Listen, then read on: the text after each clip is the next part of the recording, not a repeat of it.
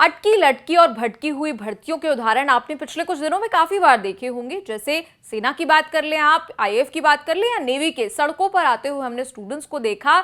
ये सारे स्टूडेंट्स यही मांग कर रहे थे कि इनकी भर्तियां जो है वो आप इनको टाइम से दे दीजिए, एग्जाम्स टाइम पे कराइए और इनके हाथ में भर्तियां टाइम से पहुंचाइए। लेकिन आखिर इनको इतना इंतजार क्यों करना पड़ता है? सरकार के पास ऐसा मैकेनिज्म क्यों नहीं है जिसके माध्यम से वो टाइम बाउंड तरीके से इन भर्तियों को पूरा कर सके? देखिए, इसी पर बात करने के लिए आज हमारे साथ अनुपम है, युवा हल्ला बोल के अनुपम हमारे साथ मौजूद है, जो बात करेंगे इसी बारे में कि क्या एक वन स्टॉप सॉल्यूशन हो सकता है जो सरकार का उनको एक प्रपोजल कह लीजिए या एक सजेशन कह लीजिए। स्वागत है सर आपका। अनुपम जी, भर्तियों का हमने जिक्र किया, आंकड़े भी अभी हम आपको दोबारा बताएंगे, दर्शकों को बताएंगे, लेकिन क्या ऐसा कोई सॉल्यूशन है जो सरकार वाकई में वर्कआउट कर सकती है? नहीं, देखिए, मेरा मानना है कि सॉल्यूशन तो है। और जब हम भर्तियों की बात करते हैं, और मैं क्विकली थोड़ा सा उससे पहले का जो कॉन्टेक्स्ट है उसको आपके दर्शकों तक भी पहुंचाना चाहता हूं। देखिए, है क्या कि इस वक्त हमारे देश में जो जॉब मार्केट है वो लगभग 94% असंगठित क्षेत्र में है, मात्र 6% है जो संगठित क्षेत्र में है। और उन 6% में भी एक बड़ा चंक है जो प्राइवेट सेक्टर में है और बहुत छोटा चंक है जो पब्लिक सेक्टर जॉब्स का है। ये जो भारत में पब्लिक सेक्टर जॉब्स का चंक है वो बाकी अन्य ज़्यादातर देशों की तुलना में बहुत कम है। कई लोग ये सवाल करते हैं कि इतनी सरकारी नौकरी देने की क्या ज़रूरत है, इतने लाख इतने करोड़ की ज़रूरत ही नहीं, ऐसी ऐसी बातें आती हैं। तो उन लोगों को ये समझना चाहिए, वो जाके उन देशों के आंकड़ों को देखे, वो चाहे कैपिटलिस्ट कंट्रीज़ हो, कम्युनिस्ट कंट्रीज़ हो, जिस तरह का भी आपकी विचारधारा है, आप जाके हर देश में टोटल एम्प्लॉयमेंट का कितना प्रतिशत है जो पब्लिक सेक्टर जॉब्स है वो जाके चेक करिए। भारत में 4% भी नहीं है, ज़्यादातर देशों में 8%, 9%, 10%, 15%, 20%, 25-30% तक है पब्लिक सेक्टर जॉब्स का शेयर टोटल एम्प्लॉयमेंट में। तो पहली बात ये। दूसरी बात कि बेरोजगारी इस देश में बिल्कुल राष्ट्रीय आपदा का रूप ले चुकी है, मैं अक्सर कहता हूं। उसको अगर हमको एड्रेस करना है, सरकार को एड्रेस करना है, तो जो मुश्किल काम है, जो आसान नहीं है मैं मानता हूं, वो है कि पूरी इकोनॉमी में डिमांड को रिवाइव कराना और जॉब्स जनरेट कराना। उसके लिए आपको बहुत कुछ ठीक करना पड़ेगा अर्थव्यवस्था में, और उसके लिए बहुत समझ चाहिए और समझदार लोग चाहिए। ये सरकार समझदार लोगों को बर्दाश्त ही नहीं करती है। समझदार लोग, उनको जैसे ही लगता है कोई समझदार है उसको तुरंत बाहर कर देते हैं, कोई अर्थशास्त्री ऐसा हो तो एक तो दिक्कत वहां पे ये आ रही है। लेकिन जो सबसे आसान काम था, अब मैं भर्तियों वाले पे आ रहा हूं, इस बेरोजगारी के चंक को एड्रेस करने के लिए, वो तो कठिन काम था। जो आसान काम है कि आपके सैंक्शनड पोस्ट्स हैं हर विभाग में, आपको कोई ऑल पार्टी मीटिंग बुलाने की जरूरत नहीं है, कोई संसद में कानून बनाने की जरूरत नहीं है, कोई कहीं से जाके इधर उधर तरह के कंसेंसस बनाने की जरूरत नहीं है। सिर्फ विज्ञापन जारी करना है और उस पर भर्ती प्रक्रिया चला के नियुक्ति करनी है। इस काम से सरकार को कोई नहीं रोकता है। और जब अर्थव्यवस्था का बेड़ागर किस कदर हुआ है हमारे देश में, तो नेचुरली कहीं और लोगों को जॉब्स नहीं मिल रहे हैं, तो उसका जो तनाव है, उसका जो प्रेशर है इकोनॉमिक डिस्ट्रेस का, वो कहाँ दिखता है? वो दिखता है सरकारी भर्तियों में। इसीलिए हजारों पदों के लिए अगर वैकेंसी, अगर नोटिफिकेशन निकले तो उसमें जो है लाखों करोड़ों की संख्या में एप्लीकेंट्स हो जाते हैं। हम लोगों ने मतलब ऐसे कई दर्जनों उदाहरण है जिसमें कि हमने देखा है कि पोस्ट निकले 4000 पोस्ट के लिए और उसमें अप्लाई कितनों ने किया, 40 लाख ने कर दिया। तो ये क्यों हो रहा है? ये क्योंकि कहीं कोई जॉब्स है नहीं, इकोनॉमी का बंटाधार हो चुका है। तो लोगों का ये मानना है कि भाई बाकी के जो प्राइवेट सेक्टर के जो एंटरप्राइज हैं, जो कंपनियां हैं, उनके ऊपर तो ये जवाबदेही नहीं है। अंबानी अडानी के ऊपर तो ये नहीं है कि हम हर साल इतने लोगों को नौकरी देंगे, हम ये भर्ती निकालेंगे। लेकिन सरकार के ऊपर है कि एसएससी के जरिए इतनी भर्तियां देंगे, यूपीएससी के जरिए इतनी देंगे। रेलवे जो देश का सबसे बड़ा एम्प्लॉयर है, सेना में तो भर्ती होनी ही चाहिए, अर्धसैनिक बलों में तो होना ही चाहिए, शिक्षा के क्षेत्र में, स्वास्थ्य के क्षेत्र में, हर जगह भर्ती तो चाहिए ही। तभी तो सरकार गवर्नेंस का काम कर सकती है, सर्विस डिलीवरी का काम कर सकती है, वेलफेयर का काम कर सकती है, वरना तो कोई काम ही नहीं होगा। बैंक्स का काम है। अब इसमें क्या है कि ये आसान काम सरकार नहीं कर रही है, और इस कारण से अलग अलग कई तरह के एजिटेशंस हो रहे हैं, जिसको आपने तो निधि रेगुलर रिपोर्ट किया है उन सब पे। मीडिया का बड़ा चंक उस पर रिपोर्ट भी बहुत कम करता है जितना उस पर किया जाना चाहिए। लेकिन आप रेगुलर, चाहे सेना की बात हो, आईएएफ की बात हो, नेवी की बात हो, पैरामिलिट्री फोर्सेस की, रेलवे की, सब पे आप हमेशा से बहुत एक्टिवली उनकी दर्द को, पीड़ा को कम से कम रिपोर्ट तो करते रहे। अब है क्या कि एक तो तरीका है कि हर तरह की ऐसी भर्तियों पे हम एजुटेशन करते रहें, कोर्ट कचहरी जाते रहें, जो कि लोग जा रहे हैं। और दूसरा है कि क्या हमको, हमारे पास कोई इंस्टीट्यूशनल सॉल्यूशन है इसका कि जितनी भी इस तरह की भर्तियां ये सब एड्रेस हो जाए।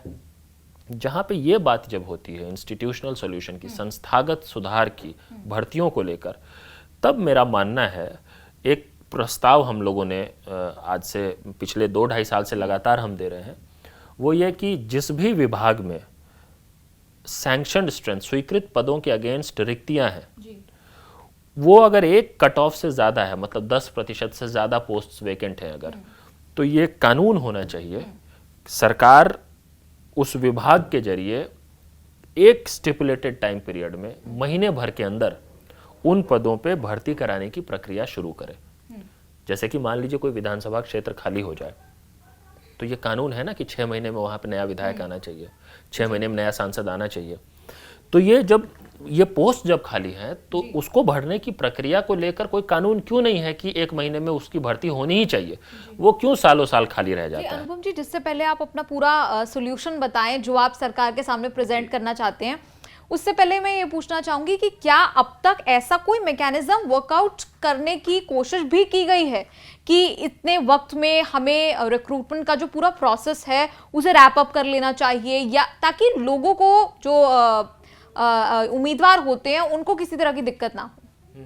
नहीं, सरकार की तरफ से तो नहीं दिखा है कभी हमें ऐसा। एक बार एक डीओपीटी का नोटिफिकेशन काफ़ी पुराना, कई सालों पुराना है, जिसमें ये कहा गया कि सभी मंत्रालयों को जितनी भी भर्तियां करनी है वो सब 6 महीने के अंदर पूरी होनी चाहिए, जिसका कभी कोई पालन नहीं होता, क्योंकि उस पर कोई मैंडेटरी नहीं है, उस पर किसी की अकाउंटेबिलिटी नहीं है। तो ऐसी एक वो एडवाइजरी जैसा एक नोट हो गया, जिसका कोई मतलब बहुत गंभीरता से लेने की ज़रूरत नहीं है। तो आज तो देखिए, जो देश का बेरोजगार युवा है, जो सरकारी भर्तियों के लिए अलग अलग तैयारी कर रहा है, वो सबसे ज़्यादा किन बातों से त्रस्त है? पहली बात तो ये कि भर्तियां निकलती नहीं है, पद रिक्त होने के बावजूद। दूसरी बात, अगर भर्तियां निकल जाए तो भर्ती पूरी नहीं होती है समय से। साल, 2 साल, 3 साल, 4 साल, ऐसे ऐसे उदाहरण हैं हमारे पास जहाँ पे कि मतलब 8-8 साल, 10-10 साल से भर्ती पूरी नहीं हुई है।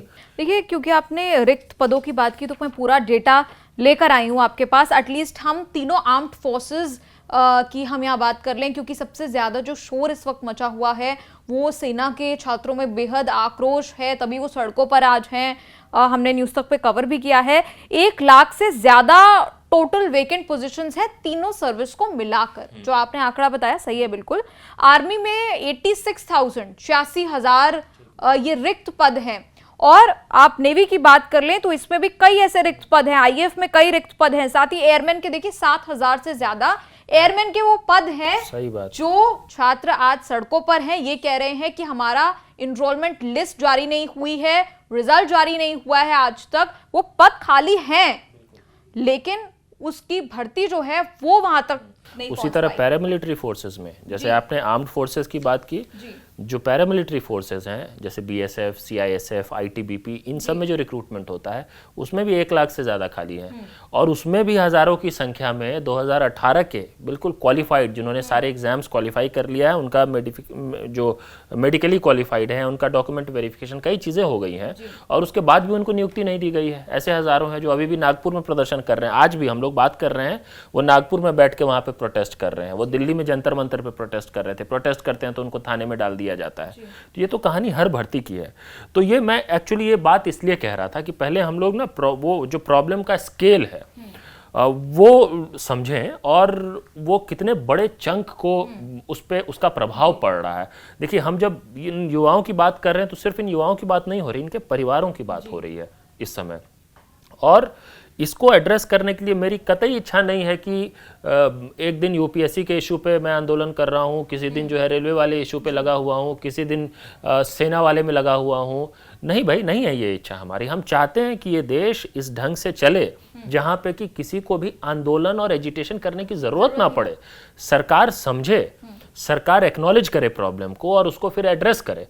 अगर सरकार एक्नॉलेज करती है, जो कि ये सरकार नहीं कर रही है, तो उनको समझ में आएगा कि जो सबसे बड़ा रीज़न है वो है कि आप भर्तियां निकालते नहीं, और दूसरा निकालते हैं तो उसका टाइम बाउंड और फेयर रिक्रूटमेंट प्रोसेस नहीं है। तो यही है वो बात, टाइम बाउंड। आपका जो सजेशन है, जिस वजह से आपसे हम आज बातचीत भी कर रहे हैं, वो वन स्टॉप सॉल्यूशन है क्या?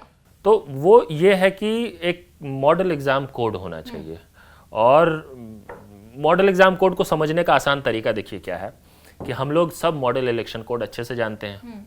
हमारे देश में बड़े पैमाने पे इतने मैसिव स्केल पे इलेक्शंस होते हैं। हमारे यहाँ का लोकसभा चुनाव जिस स्केल पे होता है दुनिया में कोई इस तरह का एक्सरसाइज ना होता हो, लेकिन हम बिल्कुल सफलतापूर्वक कर ले जाते हैं। जो जो तारीखें तय होती हैं उन तारीखों पे वो सारी चीज़ें हो जाती हैं, रिजल्ट भी आ जाता है, सब कुछ हो जाता है एकदम। मतलब कि फॉर्म भरने से लेके आवेदन वापस लेने से लेके पोलिंग रिजल्ट सब चीज़, शपथ ग्रहण सब कुछ हो जाता है। एक मॉडल इलेक्शन कोड लागू होता है जिसका पालन चुनाव आयोग कराता है। तो ठीक है, बहुत अच्छी बात है, हमें बड़ी खुशी है इस बात की कि हम ऐसे लोकतंत्र में रहते हैं जो कम से कम ये प्रक्रिया समयबद्ध ढंग से करा ले जा रहे हैं।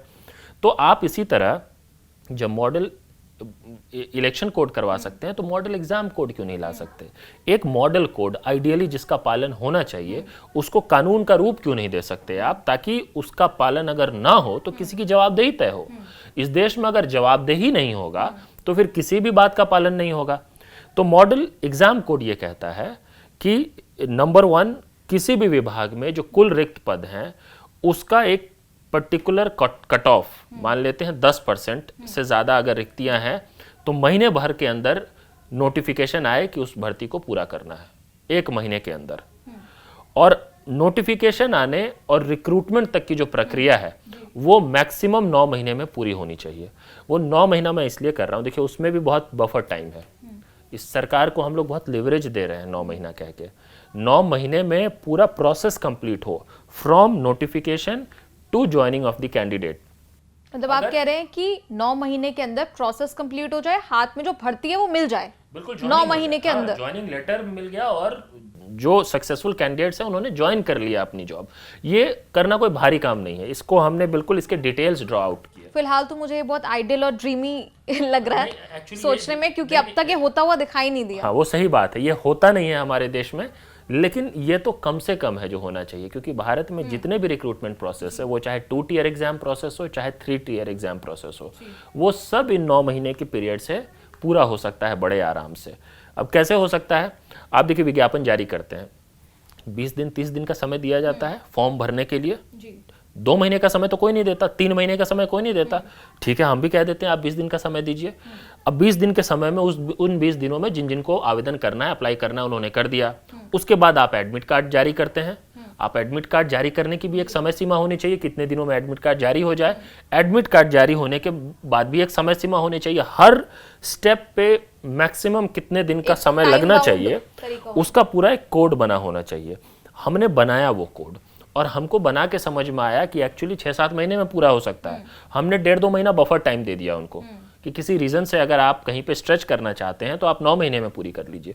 लेकिन अगर मॉडल एग्जाम कोड लागू नहीं करना, अगर, और ये लागू करने का फ़ायदा क्या है देखिए, अगर इसको एक कानून की शक्ल दे दी जाए, इसको जिस नाम से देना हो, आप इसको भारत रोजगार संहिता कह लीजिए, भारत रोजगार कानून कह दीजिए, आपको जो नाम देना है। हम चाहते हैं कि इस देश के युवा, इस युवा देश के युवा, जहां उस देश में जहां की आबादी का 65 से 70% जो है अंडर 35 है, उस देश के युवाओं के भविष्य के साथ खिलवाड़ हो रहा है।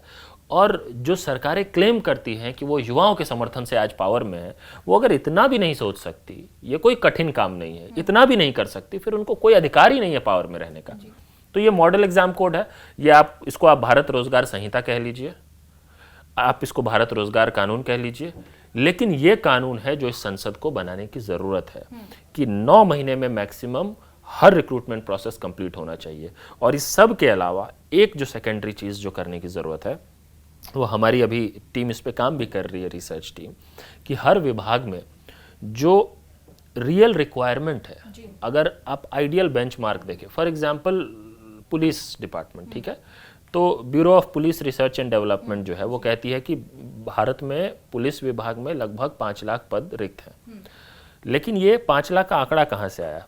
ये अभी जो स्वीकृत पदों की संख्या है, मतलब जो सैंक्शनड स्ट्रेंथ है, उनमें से 5 लाख कम है।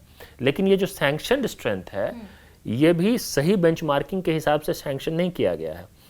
अगर आप सही बेंचमार्किंग करें कि प्रति 1 लाख नागरिकों पे कितने पुलिसकर्मी होने चाहिए, खुद सरकार बताए कितने होने चाहिए, इसका एक बेंचमार्क है, दुनिया भर में फॉलो होता है, देश में भी कई ऐसे रिपोर्ट्स हैं। आप अगर उस रेशियो को फॉलो करें कि प्रति 1 लाख नागरिकों पे इतने पुलिसकर्मी होने चाहिए, तो हो सकता है कि पुलिस की जो रिक्त पुलिस विभाग में जो रिक्तियों की संख्या है वो 5 लाख ना हो, वो 20 लाख हो, वो अलग लेवल पे चला जाएगा पूरी तरह से। तो अभी तो हम फिलहाल ये कह रहे हैं कि ये मॉडल एग्जाम कोड, ये भारत रोजगार संहिता जो है, ये इतना सुनिश्चित करेगा कि भारत में हर सरकारी भर्ती समयबद्ध हो, निष्पक्ष ढंग से हो, और अगर ऐसा नहीं होता है तो इसके लिए जवाबदेही तय हो, और जो युवा हैं उनको ना सफ़र करना पड़े, उनको कॉम्पेंसेट किया जाए। अगर कोई इस प्रोसेस से रिक्रूट हो जा रहा है, सेलेक्ट हो जा रहा है, और वो ज्वाइनिंग के लिए 2 साल से वेट कर रहा है, उसको सैलरी देना तो आपको शुरू कर देना चाहिए। ये उसकी क्या गलती थी कि वो घर पे बैठा हुआ है 2 साल से? तो सरकार की ये जवाबदेही होनी चाहिए। तो accountability, compensation for time bound and fair recruitment, ये होना चाहिए, ये भारत रोजगार संहिता बनना चाहिए। जी, तो आपने सुना युवा हल्ला बोल के अनुपम को, जिन्होंने बताया कि 9 महीने में कैसे रिक्रूटमेंट का जो पूरा प्रोसेस है उसे टाइम बाउंड तरीके से कराया जा सकता है, यानी कि ये मुमकिन है, ये इतना मुश्किल नहीं है, ये अनुपम कहते हैं। क्या आपको ये सुझाव अनुपम जी का अच्छा लगा? कमेंट्स में लिखकर जरूर बताएं और देखते रहिए न्यूज़ तक।